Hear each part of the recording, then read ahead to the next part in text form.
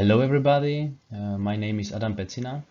I'm currently working as a Masaryk Curie Fellow at the Italian Institute of Technology in Italy. And it's my great pleasure to share with you today in a couple of slides my own experience with the international mobility and with the Masaryk Curie Individual Fellowship. The international mobility, what a topic in a COVID time, right? Anyway, we all hope that it will be soon over. And I'm sure that you all understand that there are no doubts about benefits of the international mobility during your PhD or postdoc. Going abroad will help you to broaden your horizons in general and your expertise, but it is also a great opportunity, the last one actually, to acquire a new skill set and new competencies. You will definitely expand your global network. This all can help you to become an independent researcher, the unique in your field, or just a little bit different from your supervisor. That will be enough actually to get your own grants and to set up your own group in future. Today I'm gonna talk about my experience. So I'm a computational chemist. I studied my bachelor and master in Olomouc at Masaryk University. But already my master thesis was supervised by Pavel Hobza from the Institute of Organic Chemistry and Biochemistry that is situated in Prague. So I traveled at times, for example, after my exams in summer to Prague and work on the project extra. So this resulted into the long collaboration because I then decided to move to Prague and to start PhD at the Charles University. And simultaneously I worked with Pavel Hobza at IOCB.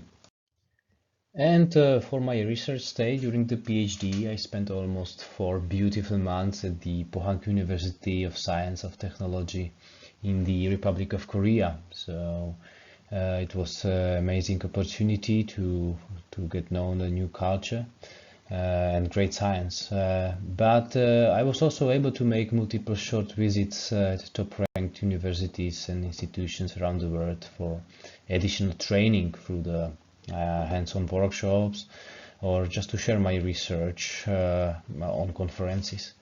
This possibility of course depends mainly on the resources of your institution, but there are plenty of fellowships to sponsor such trips.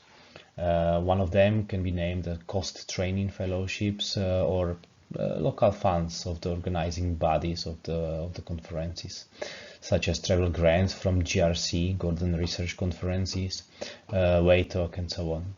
So you also need to be proactive in this direction and you can have the similar opportunities. I became a postdoc at my home institution, that was IOCB, right after my PhD defense. That was actually great because at the time I had still many ongoing projects, some of them just before the publication, and things just seemed to be finally very smooth, very easy. It made a perfect sense to stay as an becoming expert in the field with the familiar system you study and with the methods you know, right? But going this, let's say, easier way, you will never become independent. You will have troubles in future to find the unique topic and more importantly to get funds for it. For that, you need to leave your comfort zone and risk some pain.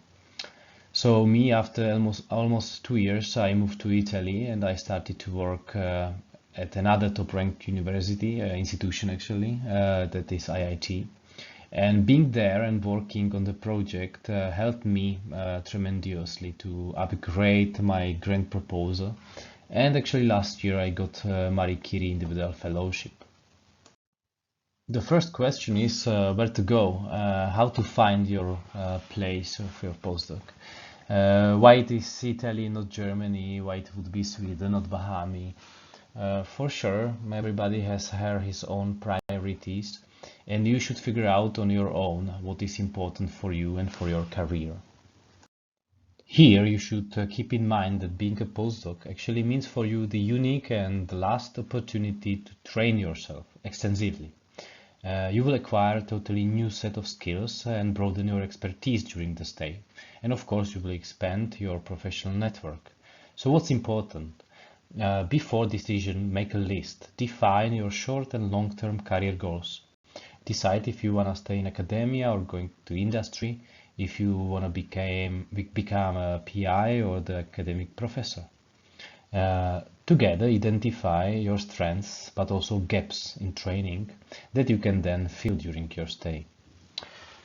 Choose the country that will match not only your needs, but also needs of family. So what's important here is the overall quality of life, language barrier in the beginning, daily expenses, partner career possibilities, or the child care system.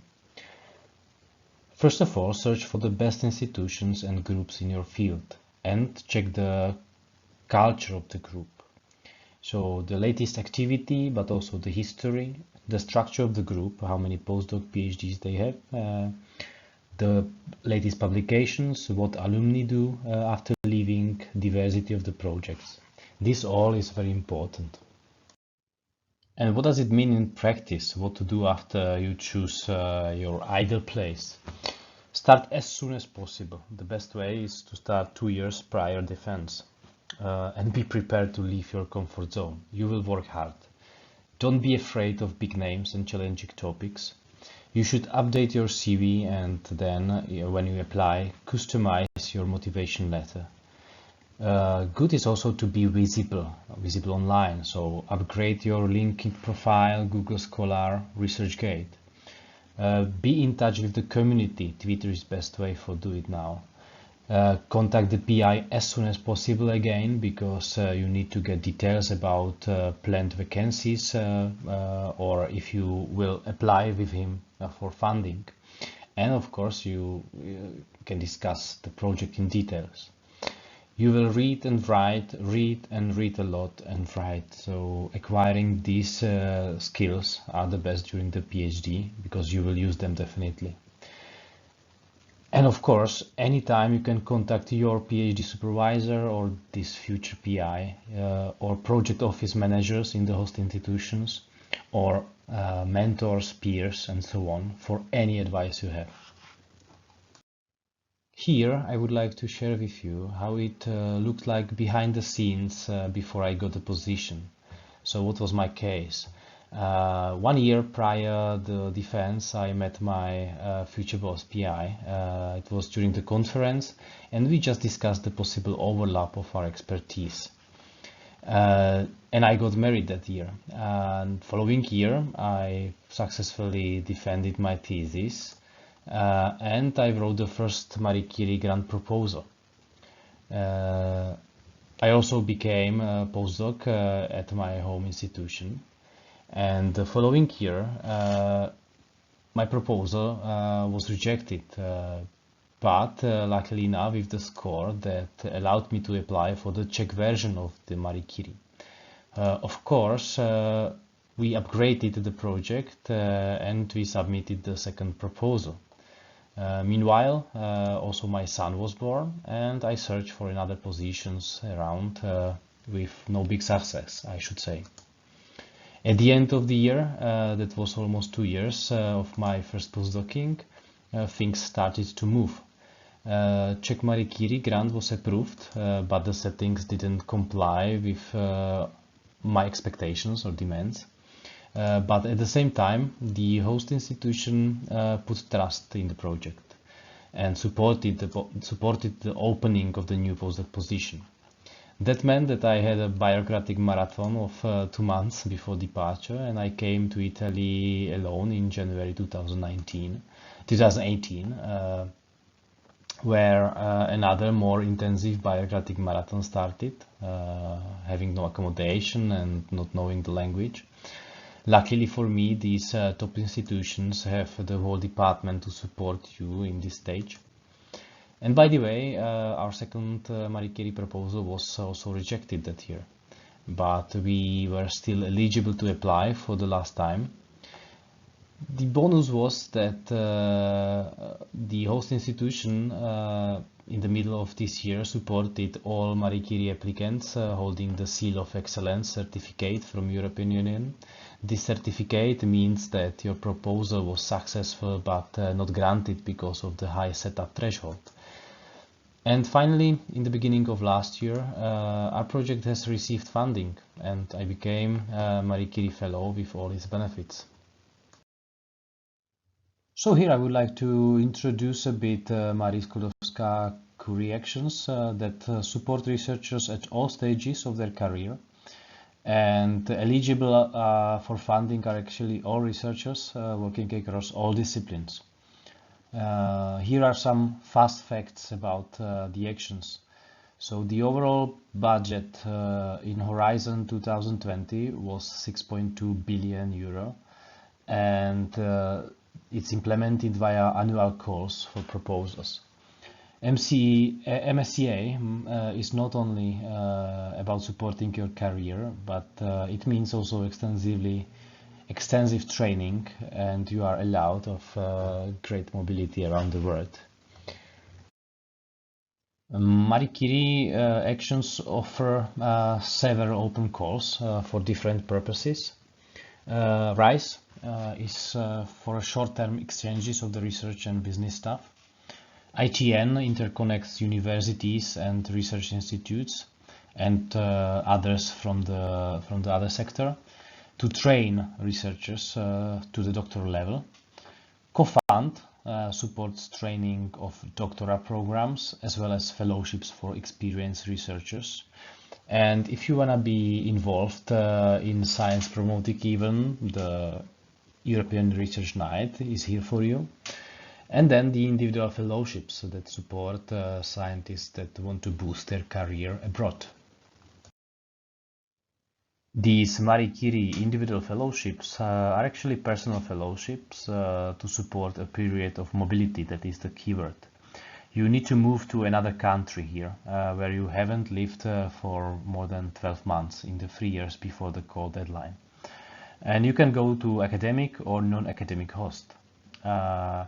The fellowship supports experienced researchers with the PhD degree with no age limit, and it covers everything from your salary, research costs to administration. There are two types: European fellowship for researchers moving within Europe or coming from the other parts of the world to Europe, and the global one supporting positions outside the Europe. As I mentioned before, Marie Curie individual fellowship does not support only your project itself, but the European Union contributes also to the extensive training and allow you also to network extensively.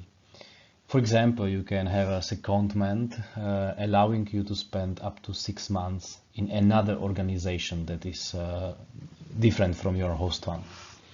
Then you can organize or taking part in events, and you will have opportunity to link your results with the industry or public sector. And I need to say that its funding model is very generous, because it covers not only fellows' salary that consists from the living allowance, but as well as a mobility and family bonus. But you have also the budget for your research costs. So it means traveling, organizing events, all material costs. And bonus for the host institution is that there is also management and indirect costs covered that are allocated directly to your host institution. So in practice, it depends on the taxes in your country. Of course, these numbers are inclusive of the employer's costs. So at the end, you can end up, for example, with around 30 to 36,000 euros per year. That's not bad. And not bad with all the bonuses of becoming Marie Curie Fellow, such as extensive training, you got own funding and challenging project, you use state-of-art techniques, and your work-life balance is well supported. You also become the Marie Curie alumni network member. But you should be also aware that it means that 100% of your working time is devoted to the project only. This in practice means that you will not be collaborating within members of your group intensively. You will be on your own most of the time, and too much challenging projects can actually result in the failure by means of no scientific output, for example, during a couple of years. That could be problematic also for your future career. On the other hand, if successful, it can escalate your career.